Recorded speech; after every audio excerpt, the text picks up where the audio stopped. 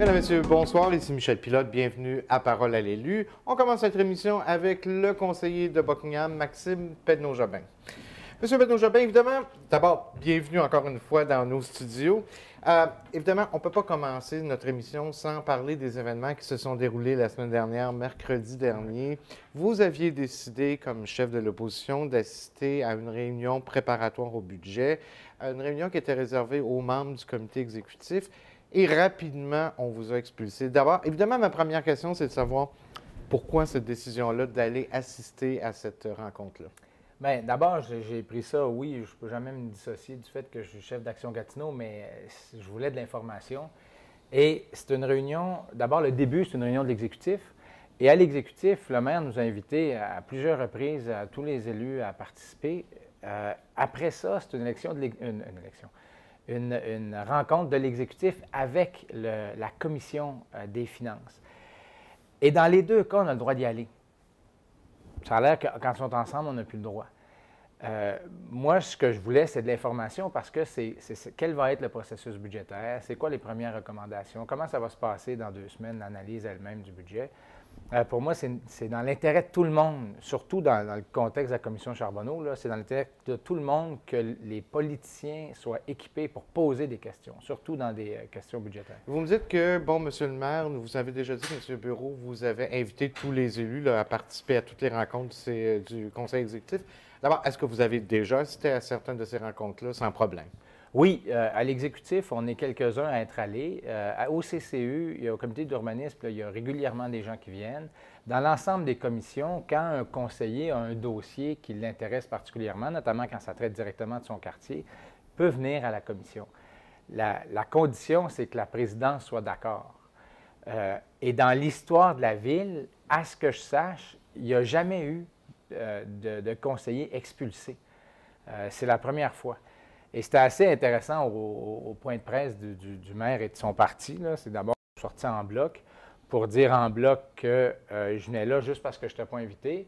Puis aussitôt qu'il y a eu une question d'un journaliste, le chat est sorti du sac. Puis il y a Mme Laferrière, M. Montreuil et les autres qui ont dit « Écoutez, il est chef d'un parti, il n'y a pas d'affaire là, il n'est pas d'accord avec nous. » Donc, ça change, là.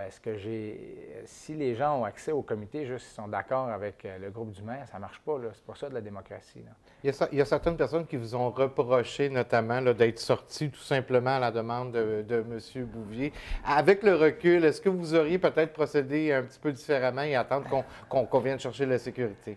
Bien, la décision, c'est est-ce qu'on fait un spectacle avec ça, oui ou non. Moi, mon réflexe, ça n'a pas été ça. Peut-être que j'aurais dû, juste pour le principe, là, que ce soit M. Bureau lui-même qui vienne me le dire. Je pense que, parce que c'est important, c'est le droit d'un conseiller d'avoir accès à l'information. Mais bon, est-ce que ça aurait fait un meilleur spectacle? Je ne sais pas, mais le résultat final est le même. Évidemment, ça va être en fait votre le quatrième budget auquel vous participez, les 3 premiers. Vous n'avez pas eu ou vous n'avez pas assisté à ces rencontres préparatoires-là. Avez-vous l'impression maintenant que vous allez être moins bien outillé parce que vous êtes chef du parti pour commencer à travailler sur le budget? C'est ça le message que M. Bureau puis son parti envoie, c'est de dire, nous autres, si vous n'êtes pas avec nous, vous avez moins accès à l'information.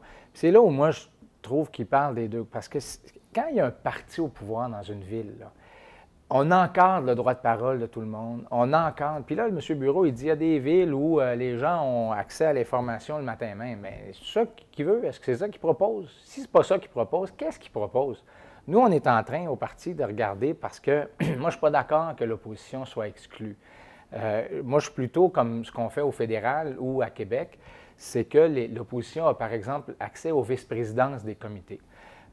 Leur droit de parole est encadré. Donc, il y en a un. Le moment où ils ont accès aux documents est prévu. Dans bien des cas, ils ont accès à des briefings des fonctionnaires. Donc, pour moi, c'est ça qu'on doit faire. Donc, ce que vous êtes en train de nous dire, c'est que si vous êtes élu, si votre parti est élu, il va y avoir des gens là, qui ne font pas partie du parti dans différents... Absolument. Dans les villes où ça dérape, là, ce n'est pas une question de parti, c'est une question de capacité des politiciens de critiquer.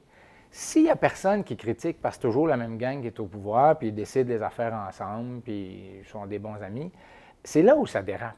Il faut qu'il y ait dans certains cas des chiens de garde, puis dans d'autres, des gens qui ne sont pas juste des chiens de garde, là, qui sont prêts à voter comme nous, Hey, 94 fois sur 100, on vote dans le même côté que M. Bureau. Mais qui pose des questions, puis qui force publiquement l'administration à se remettre en question. Puis quand je parle de l'administration, je veux dire le gouvernement, là, le maire. Ça, c'est sain pour la démocratie. Puis M. Bureau, le message qu'il nous envoie, c'est que lui, il n'en veut pas ça. Bien, c'est pas un bon message. Ceci étant dit, M. Penneau-Jobin, on prépare quand même un budget là, qui devrait être présenté le 5 décembre prochain. Et dans la lecture de la situation financière, le discours sur la situation financière de M. Bureau, on a appris des choses assez intéressantes, notamment des investissements là, assez importants dans les infrastructures. On parle de 30 millions.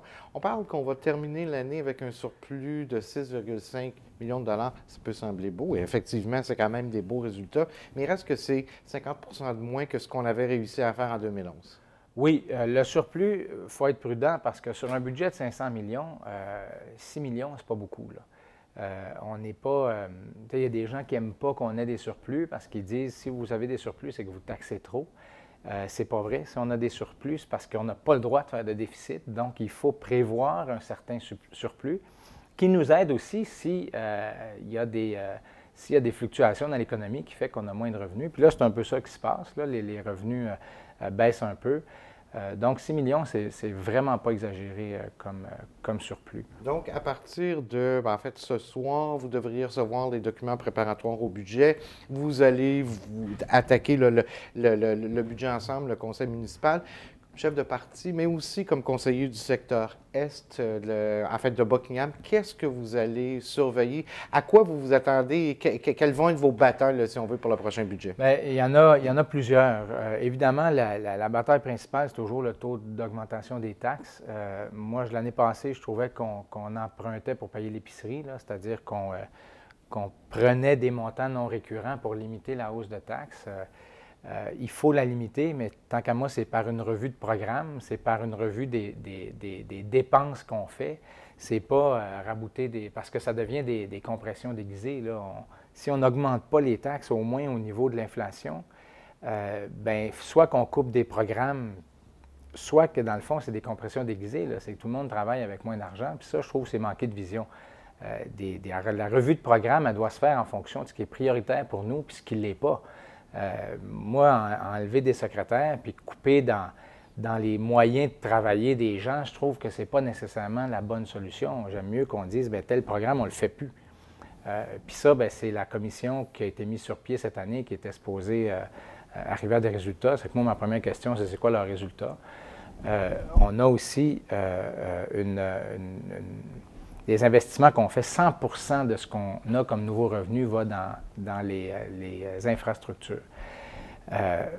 C'est correct ça, mais qu'est-ce qui reste pour une politique du patrimoine? Par exemple, alors qu'on sait que le patrimoine est en mauvais état partout à Gatineau et qu'on n'a pas mis une scène là-dedans depuis 4 ans.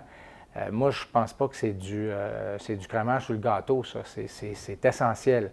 On est une des villes où il y a le plus de nouveaux arrivants. Il faut mettre en valeur notre passé, il faut mettre en valeur ce qu'on est pour que les gens s'identifient à quelque chose.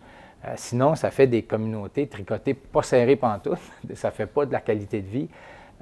Donc ça, pour moi, la politique du patrimoine, je vais la surveiller aussi de très près. Et au soir du budget, est-ce qu'on peut s'attendre à ce que Action Gatineau, les 5 conseillers d'Action Gatineau votent en bloc, ou chacun va encore avoir le libre choix là, de voter en fonction de ce qu'il croit comme conseiller? Bien, normalement, l'opposition vote en bloc. Moi, j'aime mieux qu'on voit le budget d'abord, ouais.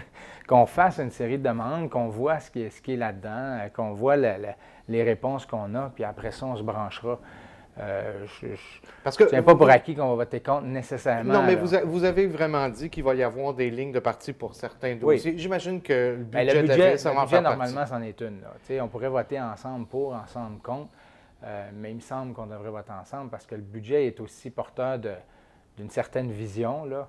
Ça fait que pour moi, on devrait s'entendre sur notre position. La semaine dernière, le Centre Action Génération des aînés de la Basse-Sièvre qui a lancé presque un cri du cœur pour dire, écoutez, si on n'a pas d'argent récurrent, on parle de 16 000 $ par année pour être en mesure de continuer la popote roulante. On parle de 100 repas, environ une centaine de repas qui sont livrés.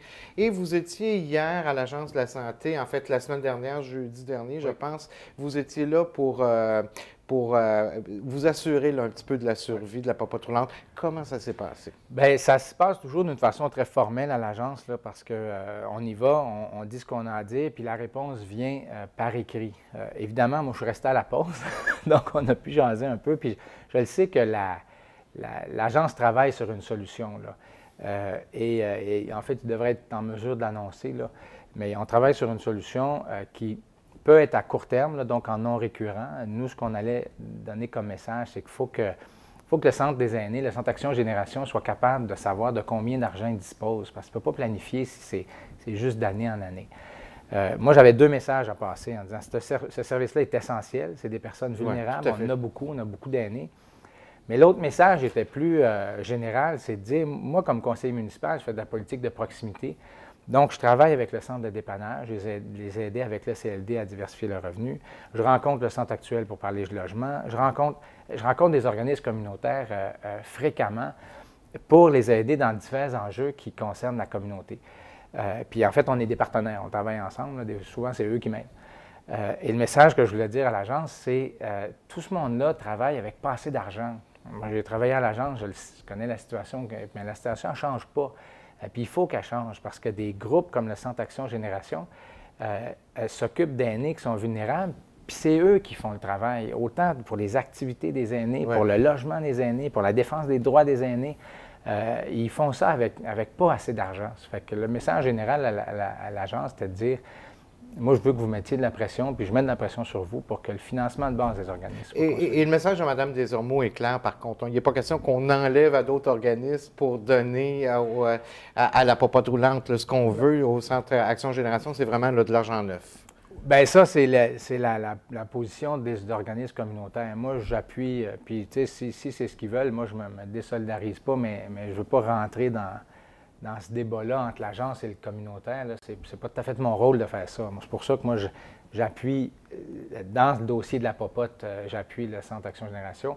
Et je leur dis qu'en général, il faut mettre de l'argent neuf là-dedans parce qu'on a besoin. Oui, effectivement. Donc, en terminant, M. Pedneau-Jobin, plein de dossiers qu'on va suivre, notamment le budget. Alors, on va être là avec vous. On se revoit évidemment la semaine prochaine pour une autre émission Parole à l'élu. Merci encore une fois de tout le temps que vous nous consacrez à la télévision communautaire. À bientôt. Je m'appelle Clémence. À ma naissance, il me manquait un pied, fait que j'ai une prothèse. C'est très utile. Quand je suis à l'école, il n'y a rien que moi qui est amputé. Au séminaire, il y a des amputés de guerre. Je vois beaucoup de personnes qui sont comme moi. Je retrouve un peu ma deuxième famille. Quand je reviens du séminaire, je suis énergique. Il n'y a rien qui va m'arrêter parce que je suis une vainqueur. Le séminaire des amputés de guerre, on est une grande famille, on a toute hâte de se voir.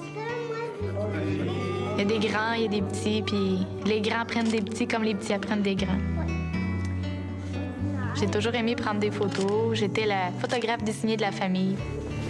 Quand j'ai voulu poursuivre ma passion, les amputés de guerre m'ont financé ma nouvelle prothèse. Pour moi, l'Association des amputés de guerre, ça m'a apporté d'être simplement bien avec moi-même. Je suis juste moi.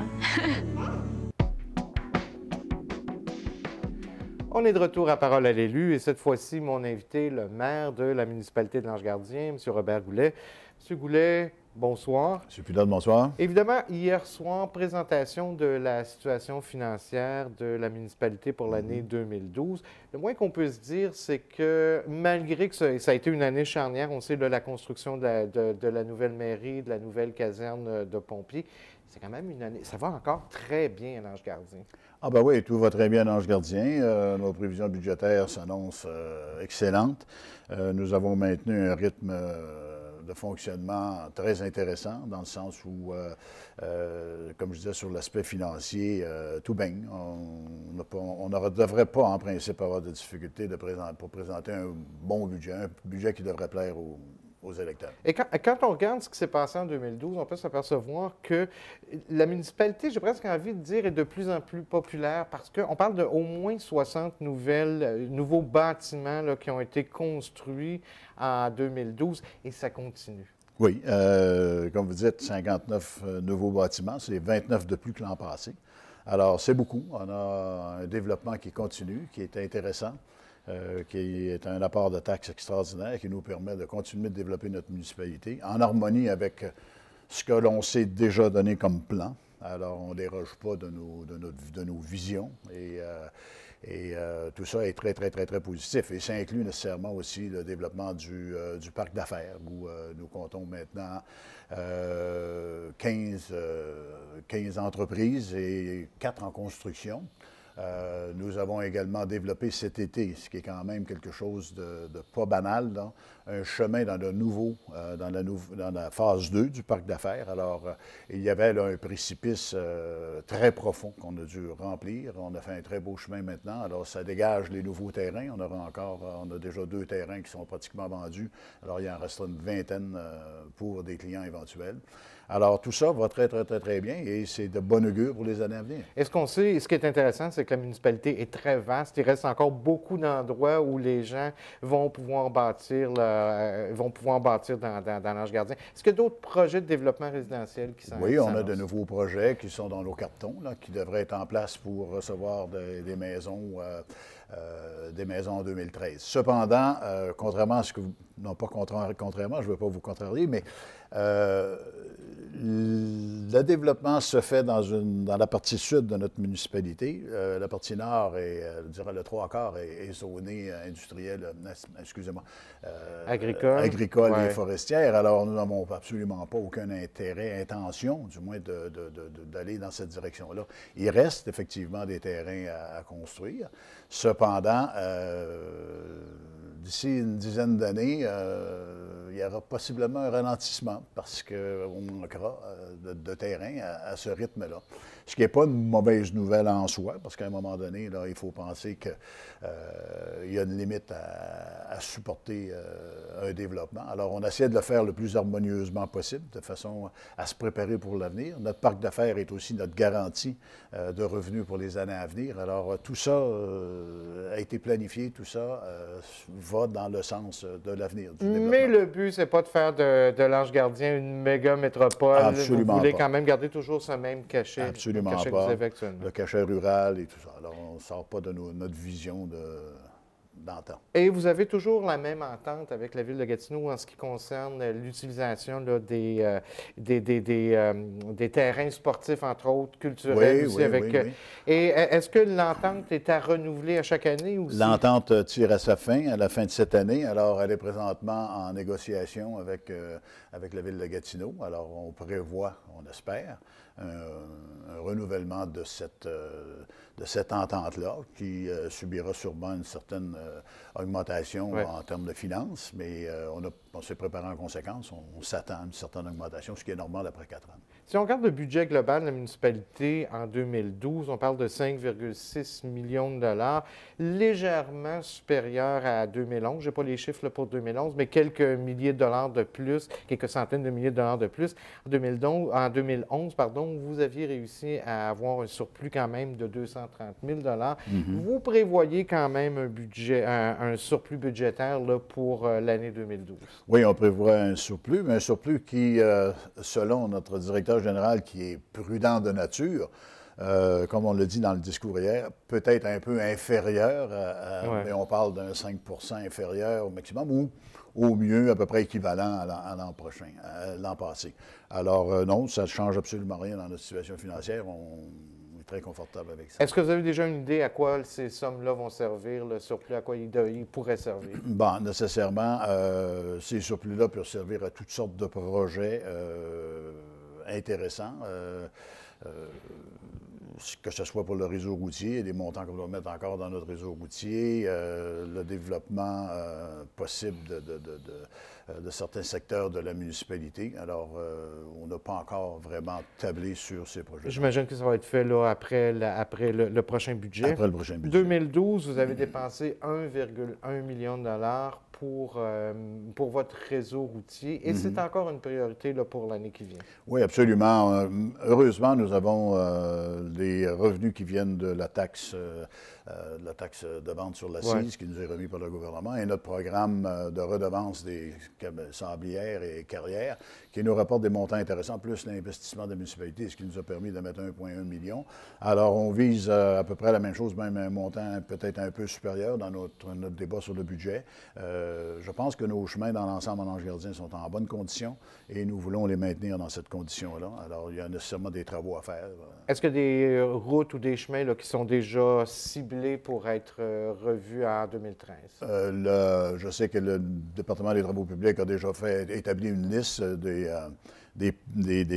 priorités.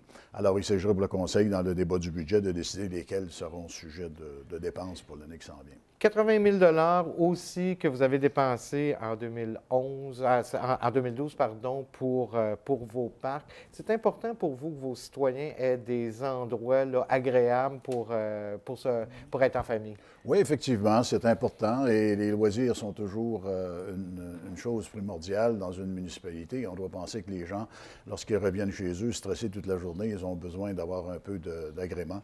C'est bon pour les enfants. On garde nos enfants occupés, donc on évite qu'ils fassent des mauvais coups. Et de ce 80 000 $-là, il faut dire qu'il y a beaucoup de cet argent-là qui provient encore du projet de valeur intégrée de l'Hydro-Québec. Une partie provient de notre fonds de parcs et terrains de jeu et une partie provient de l'Hydro-Québec. Plan que nous avons fait avec ces argents-là sur une base de 4 ou 5 ans, si ma mémoire est fidèle. Alors, il y aurait des dépenses encore qui sont à venir dans ces parcs. On a entrepris des changements majeurs dans certains parcs cet été. Alors, il reste à continuer. On n'a pas eu le temps de tout compléter. Alors, ça continue au printemps prochain. Est-ce qu'on a l'intention d'aménager des nouveaux parcs, dans, par exemple, des nouveaux secteurs où il n'y a pas de parc actuellement? Oui, certains, c'est ce qu'on appelle, nous, les parcs de quartier, alors qu'ils ne sont pas des grands parcs. On a des parcs de quartier qui, normalement, sont constitués de jeux pour les petits-enfants, balançoires, toutes ces choses-là. Alors, on en a un au moins là, qui est en planification dans le parc. Je vais vous laisser aller parce que je peux pas. Mais il y a quand même des développements, là, des parcs qui vont être, des nouveaux parcs qui vont être installés. On en a parlé rapidement, la nouvelle mairie. Ça faisait longtemps que vous l'attendiez. Heureusement qu'Hydro-Québec est allé installer un parc, là, si on veut, là, dans le secteur chénier. Ça vous a rapporté quand même beaucoup d'argent à la municipalité. Donc, le nouvel hôtel de ville, nouvelle mairie, comme vous l'appelez, nouvelle caserne de pompiers.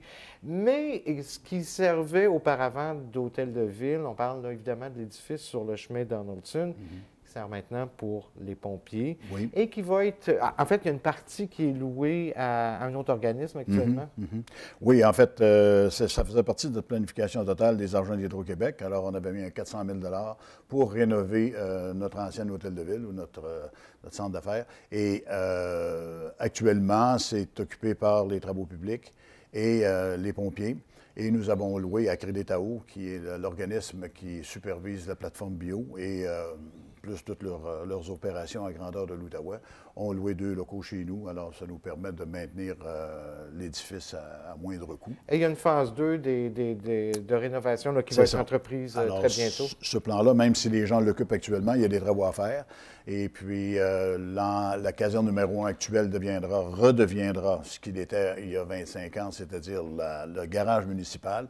Et nous rajouterons à l'édifice 2 portes, 2 baies pour les camions d'incendie qui sont rattachés à cet édifice-là. Alors, les pompiers seront installés dans ces locaux-là d'une façon permanente. Et vous nous parliez de 400 000 $. Ça va provenir exclusivement là, de l'enveloppe d'Hydro-Québec. Donc, les gens de la municipalité qui n'auront pas à payer sur leur compte de taxes. Voilà.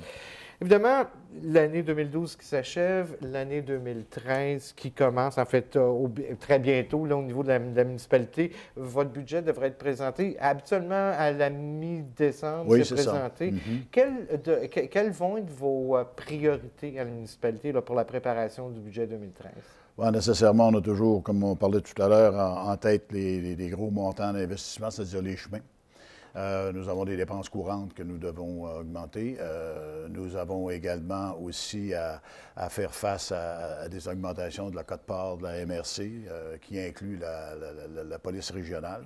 Alors, ce sont tous des montants qui, habituellement, sont ajustés selon le coût de la vie. Alors, ça représente quand même un montant assez considérable pour une petite municipalité comme nous. Alors, des choses que nous devons tenir compte dans notre budget. Évidemment, il est un petit peu tôt pour le prévoir parce que le budget, j'imagine, commence à être préparé. Mais est-ce que Robert Goulet a l'impression qu'on risque d'avoir encore une augmentation de taxes? On sait qu'on en a eu une l'année dernière. Ça faisait quelques années qu'on n'avait pas eu d'augmentation de taxes à l'Ange Gardien. Est-ce qu'on s'enligne vers une augmentation? Je ne pourrais pas vous répondre à ça parce qu'on n'a vraiment pas rien commencé, parce qu'on attend encore notre rôle d'évaluation, qui n'est pas encore rentré de la municipalité, le nouveau rôle d'évaluation. Et nous attendons aussi, nous travaillons, les maires à la MRC, pour la production du budget 2013. Alors, tant qu'on n'a pas fini ça, qu'on n'a pas évalué, déterminé les quotes-parts à chacune des municipalités, bien, aucune municipalité n'est en mesure de préparer son budget, ne sachant pas ce que ça nous coûtera. Alors, je ne peux pas vous dire... Je pense qu'on aura un budget qui devrait plaire à la municipalité, à nos citoyens. Notre situation financière est saine, elle est bonne. Alors, puis on a des revenus en surplus qui rentrent. Alors, on devrait être capable de s'arranger sans trop de misère. Et ça va être votre dernier budget comme maire avec votre premier mandat. Est-ce que vous pensez être là pour les 4 prochains? Est-ce que vous pensez déjà à vous représenter à la mairie, M. Goulet? Ah, ça, c'est toute une question. Il nous reste 1 an à y réfléchir. Alors, j'en suis pas rendu là. Je vous mentirais, je n'ai pas entamé une certaine réflexion, mais je suis loin d'être rendu là. Je dois tenir compte de mon âge, je dois tenir compte aussi du fait que j'ai une épouse à la maison qui est supposée être à la retraite elle aussi. Alors, c'est à voir, c'est à discuter. Alors, non, je ne suis pas en mesure de vous donner une réponse sur ça. Alors, évidemment, on va suivre ça de très près et en quelques secondes, les 2 livres qui sont maintenant disponibles. Et les gens peuvent se les procurer, j'imagine, à la librairie. À la librairie Marie-Rose. À la Rosemary, à la municipalité. Évidemment, on parle de l'histoire des familles et toute une histoire aussi de la municipalité de l'Ange Gardien. Monsieur Goulet, merci infiniment du temps que vous nous avez consacré. Bonne réflexion sur votre avenir. Merci. On se revoit le mois prochain. Alors, c'est ce qui complète notre émission pour aujourd'hui. La semaine prochaine, on devrait normalement recevoir le maire de la ville de Gatineau, Michel Pilote. Bonne fin de soirée.